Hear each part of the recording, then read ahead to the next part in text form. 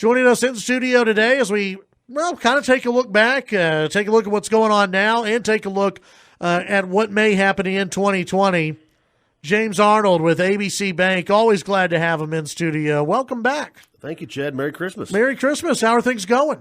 Man, they're great. We're kind of wrapping up 2019. It seems like every year the years are shorter. Yeah.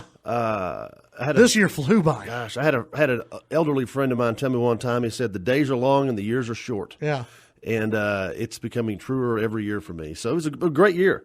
Great year for the local economy here in West Texas and Lubbock particularly. We've saw low unemployment. Mm-hmm. Consumer spending is very strong. Auto sales very strong. Low interest rates for housing, so that's spurred some of that. And it's just been a great year, and we're going to end the year very strong, and 2020 looks to be solid as well. Have you been surprised at just the growth and the continued, it's always been said Lubbock's kind of that bubble. We never get too high, we never get too low. I don't remember a time where we've even kind of dipped a little bit. I mean, it just seems as though the Lubbock economy, it just keeps getting stronger and stronger. It's the tortoise and the hare, and we're the tortoise in the situation. I mean, it's very slow and steady. For Lubbock, it's unprecedented growth right now. The last decade has been very prosperous in every segment. And you're right. When the economy turned in 08, 09, Lubbock had a slowdown, but it didn't stop. It didn't go into the negative. Housing still was increasing. Prices were still growing. Yeah. And so you saw that. But when you compare our economy to a Dallas or an Austin, it pales in comparison. But it's slow and steady wins the race. And so I'll take slow and steady measured growth that we can plan for and accommodate and build and plan and do those things. Austin grows so fast they can't keep up with it. The infrastructure is going to collapse on itself. Yeah.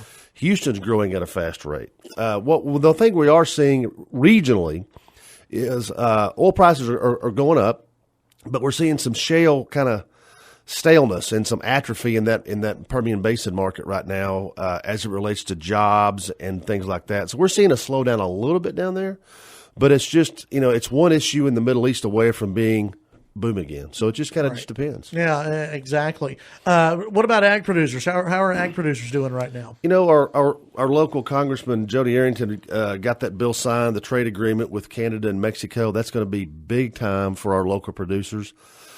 That's great, and it's a game changer. The farm bill he got put in place kind of was a protection on the bottom side. So now this gives them some upside growth opportunities. And so I'm excited about that. I think our producers are going to have a fair to average year this year. I think cotton quality will be up, but I think volumes will be a little bit down to flat. Yeah, it's one that for whatever reason this year we haven't heard much about the how the at least the cotton industry is doing, other than some of the bills that were signed in the farm bill and everything else. But we haven't heard just overall how producers are doing out there. You hear the national stories, if trade wars are impacting, the ag producers. Are we seeing any of that out here, or is it just things are good?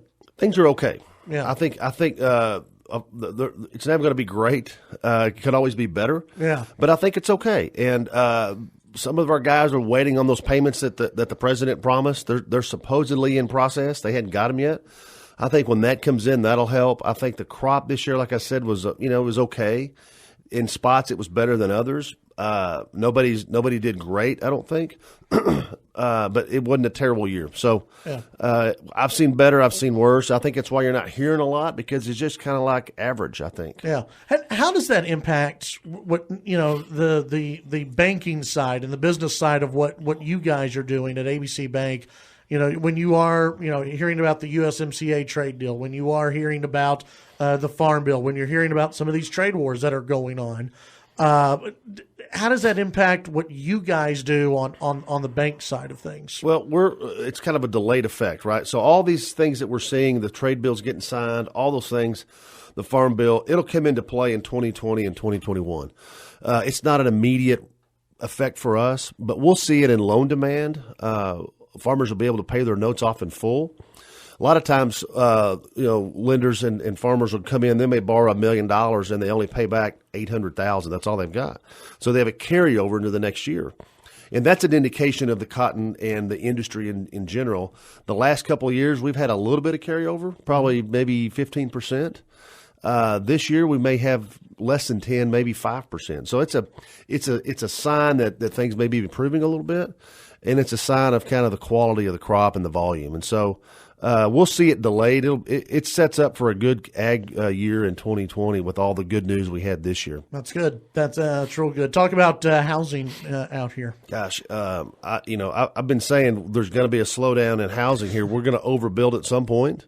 And we just continue. I continue to be wrong. I mean, how many times have I sat here and said, "Man, the housing economy in Lubbock is very strong," and it continues that way today. I thought we were built out on hotels, and we've got the Cotton Court going downtown. That's going to be a lot of rooms. That's going to be fantastic for downtown. And there's a couple other hotels that are being built along the Marsh to Sharp that are just kind of coming out, and they're framing those out right now. So the growth continues to perpetuate itself and continues to open up opportunities for growth in the downtown sector, which is fantastic. I'm excited about that. Yeah. Housing is great. It's all south and west.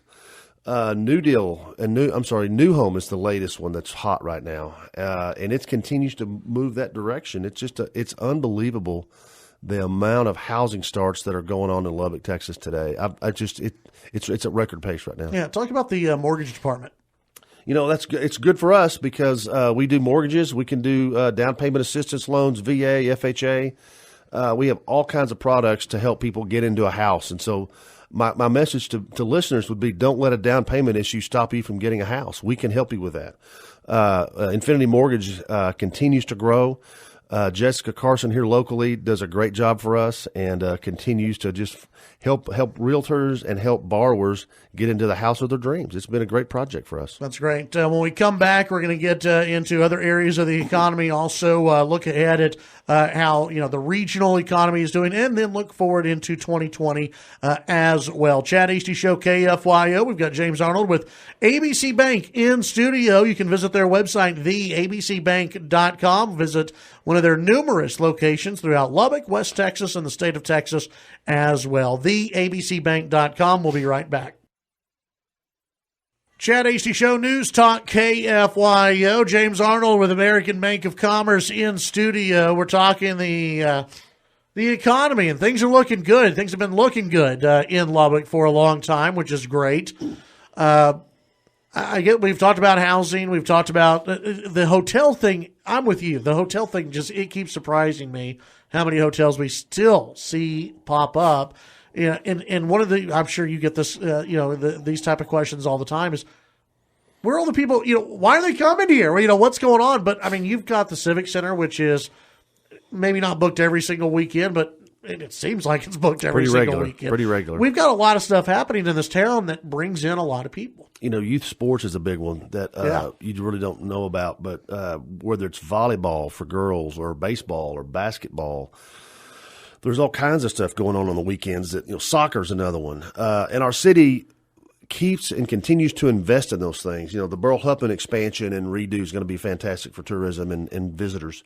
The Buddy Holly Center, that I can't tell you how excited the community is about that coming to town and what that's going to bring in terms of just entertainment, but visitors and hotel rooms, and it's really great. And so you see some of those things happening, and it's just good for our community and good for the economy. Yeah. Let's talk vehicle sales. Vehicle sales still doing well? Solid. Low interest rates have really been a driver in that as well. Auto sales are strong. That's a pretty good indicator of a local economy. Mm-hmm. I've said this before, but retail sales and housing make up about 70% of a local economy. So you can look at those two numbers and get a pretty good idea of what's going on. And for the last 10 years, those have been very strong in Lubbock. Well, and you talk about this time of year, all of our retailers are open for a great time of year, and especially our local shops. They're hoping for a lot of big business this time of year. How's retail doing out here? Doing great. It's seasonal, and we see that every season. But this is the time where they make their money in the month of December. Yeah. And the Christmas season seemed to be a little shorter this year because Thanksgiving seemed to fall late. But you drive by any retail outlet, and there's just cars all over the place. And so it's going to be a good season for retailers locally. I think the effects of online are going to be interesting. I think you're seeing more local retailers now have an online presence to kind of keep up with some of that Amazon effect. Yeah. But it's still there's a lot of money being exchanged in these merchants locally, and this is the time where they make their money. Well, and it's one thing too. I think you see a lot of these stores adapt and change. Not only having that online presence, but bigger sales that last longer, and then special events that go into those sales where it's you're not going to experience that online on Amazon. You're not going to experience that. They want a lot of these retail stores are making it an experience when you come in. Yeah, they have to survive, right? And so they're doing that. They've adjusted well. The ones that can make that adjustment are going to stay in business, and those that don't, you see those go out of business. And we saw some of that, in the restaurants when Milwaukee had that big explosion of restaurants that just kind of happened in 2016 and 17. Some are still there and some aren't there, and so it's just kind of that's the way business works, and it's the way it's supposed to work. Off the top of, and I know you don't have the numbers in front of you, but off the top of your mind, did as many restaurants seem to close this year as last year? It seemed like this year was actually a pretty good year for restaurants. Yeah, I think you're right. I think we saw a big influx, in 16, 17, and then 18 was the year, kind of the judgment year, right? And so some of those didn't make it. And I had a friend of mine tell me, the first 90 days, everybody's going to try a restaurant in Lubbock. It's just what happens on the 4th and 5th month or the second year. And if you can make it through that, you've got some sustainability. And we saw that happen a lot in this town in 2018. This year, I don't think we've seen that much. Yeah. But there hasn't been as many new ones come online this year, it doesn't seem, as it did in previous years. Yeah, that's true. The Lubbock economy is going well. What about regionally? When Lubbock is doing well, that's great for us. What about some of our more rural areas? How are they doing? They're fine. I think agriculture has a much bigger impact on some of these smaller communities around us than it does in Lubbock. Still a big part of our economy here in Lubbock for sure. But regionally, I think, like I talked about the Permian Basin earlier, there's a little bit of atrophy going on there, fatigue maybe, with this recent expansion and boom in the shale economy down there.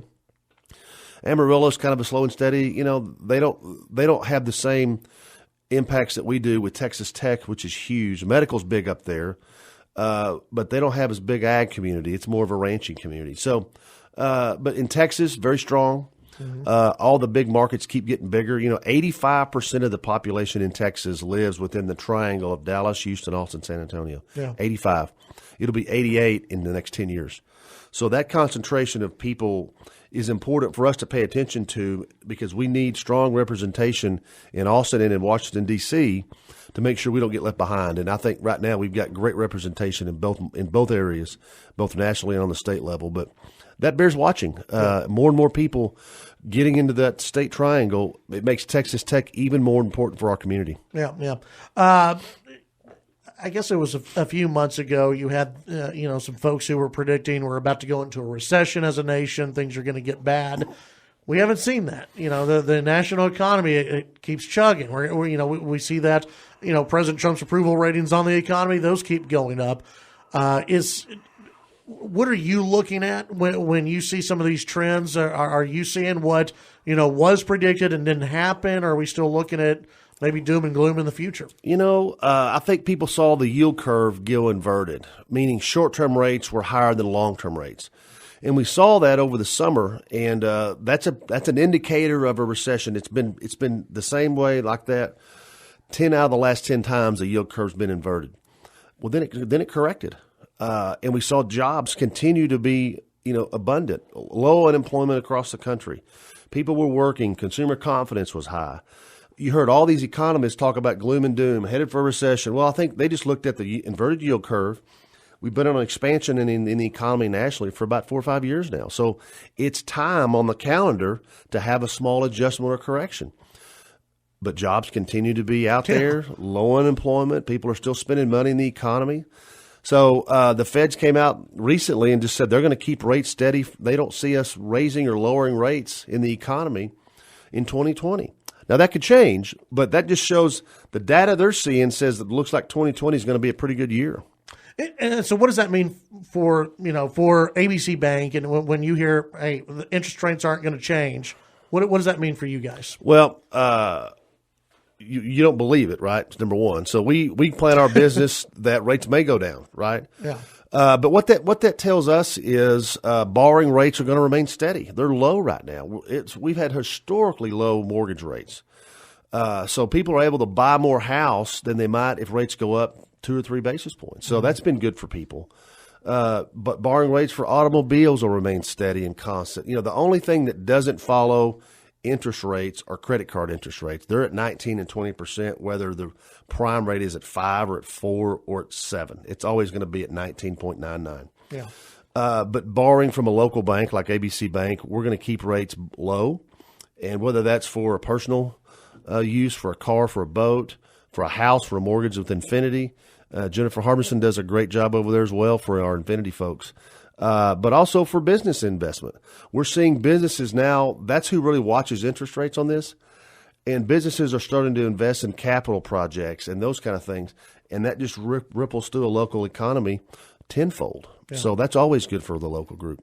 Talk about the future of ABC Bank. What do y'all have on the horizon? We're looking to grow in Lubbock and somewhere around 114th, some in that area. We think that's a great market right there where H-E-B's going in. You got Walmart, you've got Academy, Costa Vita's right in there. So there's a lot of good activity around there, and a lot of our customers live in those neighborhoods around 114th and Quaker. So we're looking around in there. We'll continue to grow in our other markets, but Lubbock is our home base. And Lubbock's a great market to be in for us, and we're going to be here for a long time. Yeah. How has the banking industry changed over the last 10 years or so? Consolidation, Chad. Look at all the banks that were locally owned that are no longer. Yeah. Lubbock National sold. Southwest Bank here in town just sold to a bank out of Dallas. American State Bank, almost 10 years ago, they sold to Prosperity. Plains Capital Bank sold. First Bank and Trust sold. I mean, when I got into the banking business 18 years ago, there were probably a dozen or more locally owned banks, and there's not that many anymore. We're one of the few left standing, and that's important for a local community and a local economy. We live here, we work here, our shareholders live here and work here, so we're going to make decisions for the long term, not for the short run on a quarterly basis. We're going to make decisions for the long term that benefits Lubbock and West Texas for years to come. Yeah, and I think in the past there's been this idea that if it's a local bank, you don't have all the bells and whistles. You got them at ABC Bank. You got the mobile app. You got everything. We got it all. We can deposit checks. Our number one branch is mobile. Yeah. We have more transactions on our mobile branch, which is your phone, my phone, anybody's smartphone. We have more transactions there than people walking into a branch. And so we continue to invest in technology. We have all the products and bells and whistles that everybody else has, but we have a locally owned touch where you can call me on my direct dial number, and we can make decisions quickly. And that's what people want, is a quick answer, whether it's yes or no. Yeah. And we've got all the products everybody else does. We can move quicker than anybody else, and we're here for a long time. Yeah, absolutely. Yeah, I think it is funny. It's one of those where people love ABC Bank, and it's like, I haven't been inside an ABC Bank in a while, but I've got it on my phone. That's right. So that's perfect. theabcbank.com. You can always go there and find out all the information you need to. James, thanks for stopping by. Appreciate it. Chad, Happy New Year. Happy New Year. Merry Christmas to you and your family.